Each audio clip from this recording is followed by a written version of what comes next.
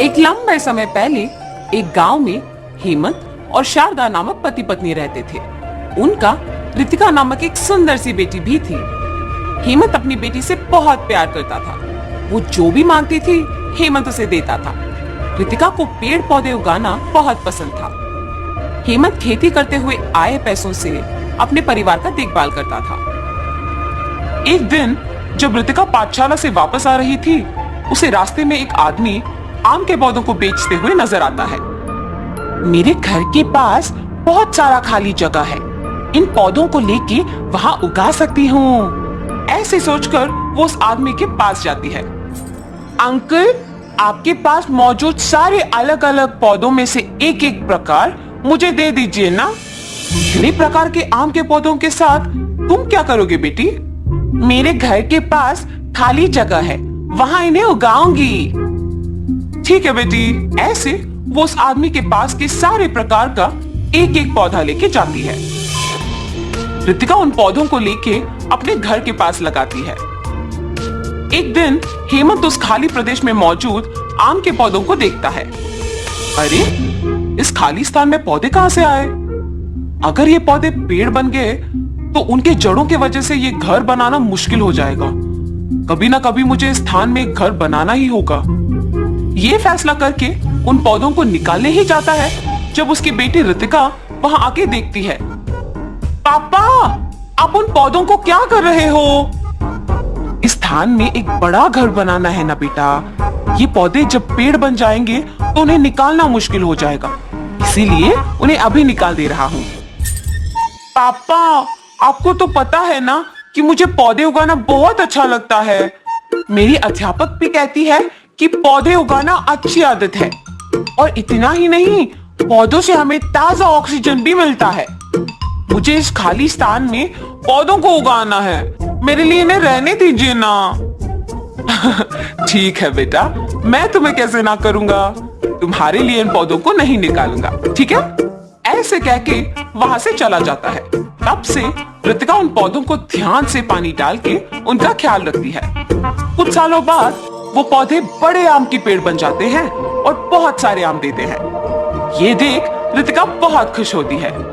अरे वाह, बहुत आम आए हैं, और वो भी इतने प्रकार के। बाहर खरीदने की जरूरत भी नहीं है। उसी साल में हेमंत की खेती में पानी ना रहने के कारण फसल नहीं आता है, और उसे समझ नहीं आता है कि वो उसका कर्ज कैसे चुकाएगा, और इस सोच में पड़ जाता है। अरे क्या हुआ जी, आप ऐसे क्यों हो? हाँ, मुझे समझ में नहीं आ रहा है कि मैं लिया हुआ कर्ज कैसे चुकाऊंगा। रितिका उसके माँ बाप की बातें सुनकर सोच में पड़ जाती है। मैंने जिन पौधों को उगाया है उनपे बहुत आम आए हैं, अगर उनको बेचेंगे तो बहुत पैसे आएंगे।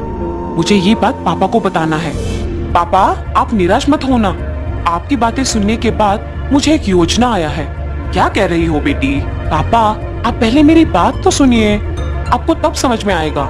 ठीक है, बोलो बेटी। पापा, क्या आपने देखा कि हमारे आम के पेड़ों पे कितने आम उगे हैं? पता नहीं बेटा, मैंने देखा ही नहीं। वैसे इस समय में आम के बारे में क्यों बात कर रही हो? एक बार सोचिए तो पापा, उन आम को अगर आप बेचेंगे तो बहुत पैसे आएंगे। अरे हाँ, ये तो बहुत अच्छा सोच है बेटी। मुझे तो उन पेड़ों के बारे में याद ही नहीं आया। बसंत का मौसम होने के कारण ये सोच के ज्यादा पैसे देंगे कि आम जल्दी आ गए, इससे हमारा कर्ज भी चुका सकता हूँ। ऐसे खुशी से कहता है। अगले दिन सुबह हेमंत उन पेड़ों के पास जाकर सारे आम को इकट्ठा करता है, एक बंडी पे लगा के बेचने लगता है। आम आम, मीठे आम, नारियल आम, बंगिनपल्ली आम, चित्तौर के आम, नूजीबीडू के आम, नीलम के आम, ऐसे अलग अलग प्रकार के आम को मैं आपके घर के पास लाया हूँ। लीजिए लीजिए। बसंत के मौसम में इतने प्रकार के आम आने पर सभी ये सुनकर आम खरीदने आते हैं। बाबू, एक डजन बंगिनपल्ली के आम का क्या दाम है? डजन आम 120 के है जी। ठीक है, एक डजन दे दो। ऐसे उसके सोच के अनुसार ही जितना भी दाम हो लोग उससे खरीदते हैं। उसके पास के सारे आम बिक जाने पर वो खुशी खुशी घर लौटता है। घर जाते ही आम बेचने से आए हुए पैसों की गिनती करता है। इस साल मेरे खेती में नुकसान आने के बावजूद मेरी बेटी की एक अच्छी आदत की वजह से आज मेरे पास पैसे हैं। रितिका, रितिका। जी पापा, क्या आपने उन आम को बेच दिया? सारे आम बिक गए बेटी, और आज अगर मेरे पास इतने पैसे हैं तो वो सिर्फ तुम्हारी वजह से। उस दिन मैंने हमारे घर के लिए उन पौधों को निकालना चाहता था, अगर रुक गया तो सिर्फ तुम्हारे लिए। आज हमें इस कठिन परिस्थिति से तुम्हारे आम के पेड़ ही बचाए हैं। अब मैं बाकी के आम भी बेचूंगा। ऐसे वो सारे आम बेच के आए हुए पैसों से एक नया आम का दुकान लगाता है। वहां आम बेचते हुए परिवार के साथ खुशी से रहता है।